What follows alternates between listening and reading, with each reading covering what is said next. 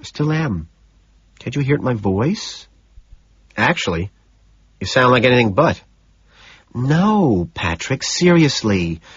I'm quite terrified, she says. I'm shaking. Just like a leaf I'm shaking. Ask Mia, my facialist. She said I was tense. Well, I say, you couldn't have come over anyway. Honey, why not? She whines, and then addresses someone who has just entered her suite. Oh, wheel it over there near the window. No, that window. And can you tell me where that damn masseuse is? Because your neighbor's head was in my freezer. I yawn, stretching. Listen, dinner? Where? Can you hear me? At 8:30, the two of us are sitting across from each other in Barcadia. Evelyn's wearing an Anne Klein rayon jacket, a wool crepe skirt, a silk blouse from Bonwitz, antique gold and agate earrings from James Robinson that cost roughly $4,000. And I'm wearing a double-breasted suit, a silk shirt with woven stripes, a patterned silk tie and leather slip-ons, all by Gianni Versace.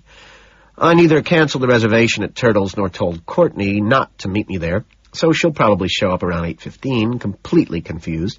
And if she hasn't taken any Ellaville today, she'll probably be furious, and it's this fact, not the bottle of Cristal that Evelyn insists on ordering and then adds cassis to, that I laugh out loud about.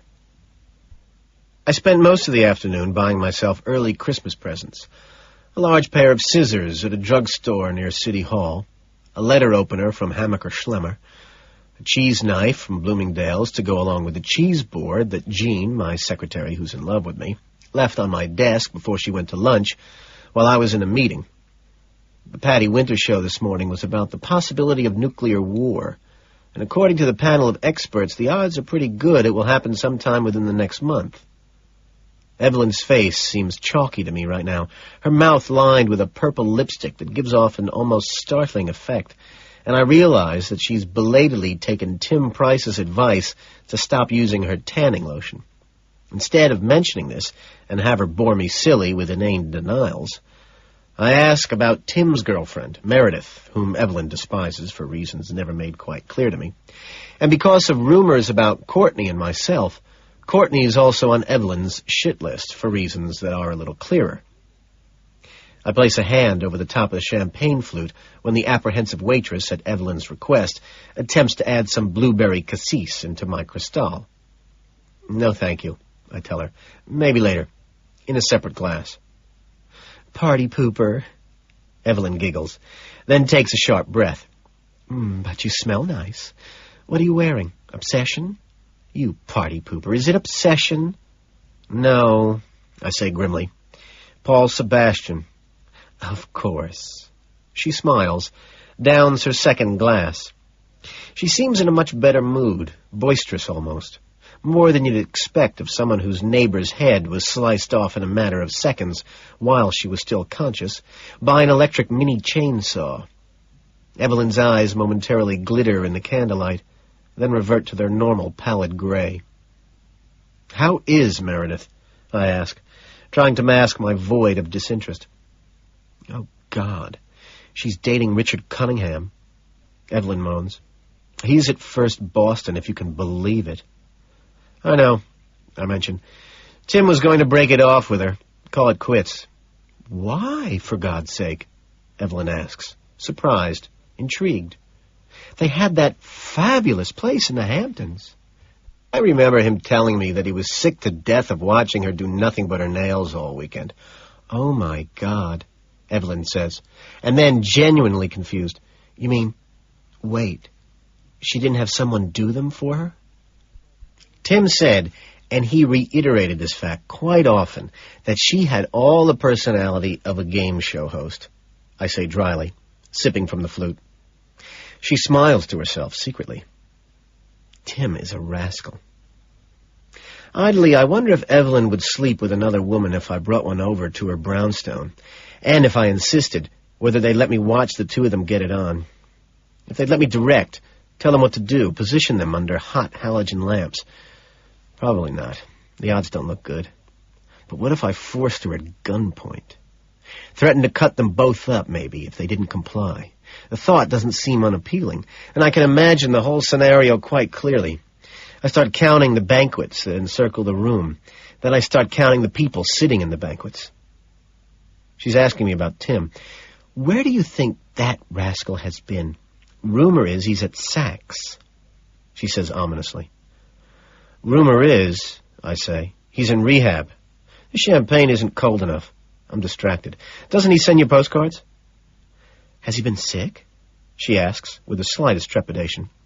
Yes, I think so, I say. I think that's what it is. You know, if you order a bottle of Cristal, it should be at least, cold. Oh, my God, Evelyn says. You think he might be sick? Yes, he's in a hospital in Arizona, I add. The word Arizona has a mysterious tinge to it, and I say it again. Arizona, I think. Oh, my God, Evelyn exclaims, now truly alarmed, and she gulps down what little Cristal is left in her glass. Who knows? I manage the slightest of shrugs. You don't think...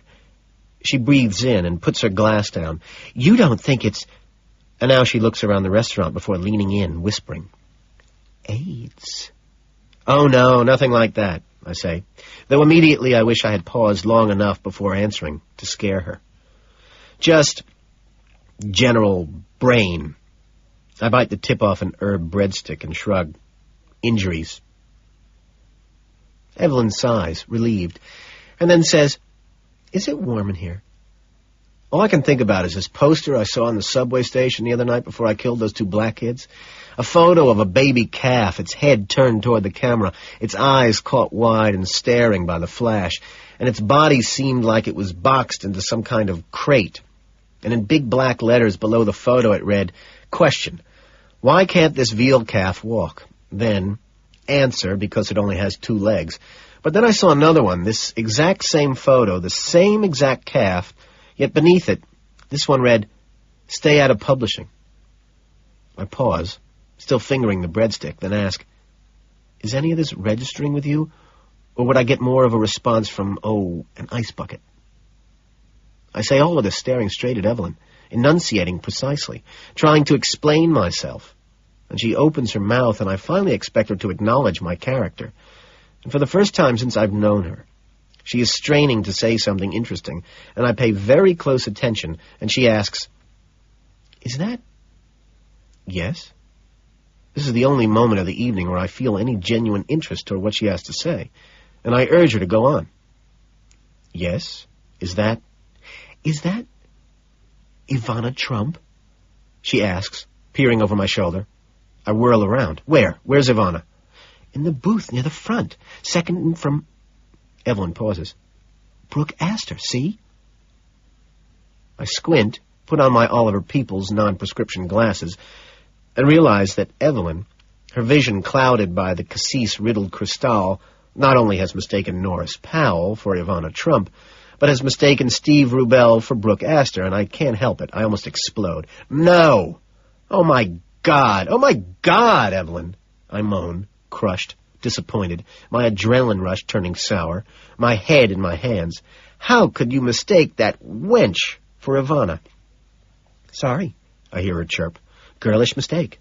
That is infuriating, I hiss, both eyes clenched tight. Our hard-body waitress, who has on satin high-backed pumps, sets down 2 new champagne flutes for the second bottle of Cristal Evelyn orders. The waitress pouts her lips at me when I reach for another breadstick, and I lift my head toward her and pout mine back, then press my head again into the palms of my hands, and this happens again when she brings our appetizers. Dried peppers and a spicy pumpkin soup for me, dried corn and jalapeno pudding for Evelyn. I've kept my hands over both ears trying to block out Evelyn's voice during this whole interim between her mistaking Norris Powell for Ivana Trump and the arrival of our appetizers, but now I'm hungry, so I tentatively remove my right hand from my ear. Immediately, the wine seems deafening. Tandoori chicken and foie gras and lots of jazz, and he adored the Savoy, but shad roe, the colors were gorgeous. Aloe, shell, citrus, Morgan Stanley. I clasped my hands back where they were, pressing even tighter. Once again, hunger overtakes me, and so, humming loudly to myself, I reach again for the spoon, but it's hopeless.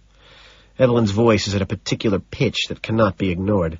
"Gregory's graduating from St. Paul soon and will be attending Columbia in September," Evelyn is saying, carefully blowing on her pudding, which, by the way, is served cold. "And I've got to get him a graduation present, and I'm at a total loss. Suggestions, hon?" "A poster from Les Miserables," I sigh, only half joking. "Perfect," she says, blowing on the pudding again. Then, after a sip of Cristal, she makes a face. "Yes, dear?" I ask, spitting a pumpkin seed that arches through the air before gracefully hitting the dead center of the ashtray instead of Evelyn's dress, my original target. "We need more cassis," she says. "Will you get our waitress?" "Of course we do," I say good-naturedly, and still smiling. I have no idea who Gregory is. You do know that, right? Evelyn puts her spoon down delicately next to the plate of pudding and looks into my eyes. "Mr. Bateman, I really like you. I adore your sense of humor."